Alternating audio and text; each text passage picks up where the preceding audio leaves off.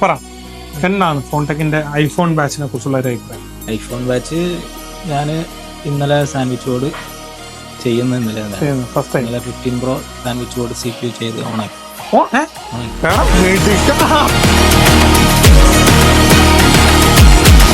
ചെയ്ത് ഓണാക്കി എടാ, അതിന് ഇഷ്ടം ഫസ്റ്റ് ടൈം. ആ ഒരു മാറ്റം ഉണ്ടല്ലോ, ഈ ചെയ്ത് ഓണാക്കിയ ഒരു മാറ്റം ഉണ്ട്. അതെങ്ങനെയാ ശരിക്കും അനുഭവിച്ചറിഞ്ഞോ? അല്ലെ അങ്ങനെ ഒരു ചെയ്യുമ്പോൾ ഒരു കോൺഫിഡൻസ് ഉണ്ടായിരുന്നോ? ഇത് ഓൺ ആവുന്നുള്ള ഒരു കോൺഫിഡൻസ് ഉണ്ടായിരുന്നോ? ചെയ്യുന്നത് കറക്റ്റാന്നുള്ള തോന്നലാണോ ചെയ്തത്? CPU പൊക്കുന്നത് വരെ എനിക്ക് ഒരു 50% ആണ്. CPU പൊക്കി കഴിഞ്ഞപ്പോൾ പിന്നെ കോൺഫിഡൻസ് പ്രിന്റ് ഒന്നും പോവാതെ ഒന്ന് കറക്റ്റ് കിട്ടിയപ്പോൾ ഈ ഒരു മാറ്റത്തിന് എങ്ങനെ കാണുന്നു? ആ ഫീലാണല്ലേ. Okay okay. ഫോൺടെക്കിലെ ഫാക്കൽറ്റീസിനെ കുറിച്ച് എന്താ പറയുന്നത്?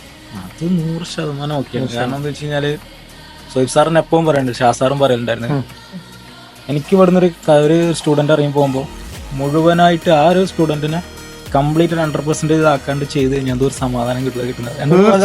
തീർച്ചയായും അതാണ് ആ റിയാലിറ്റി.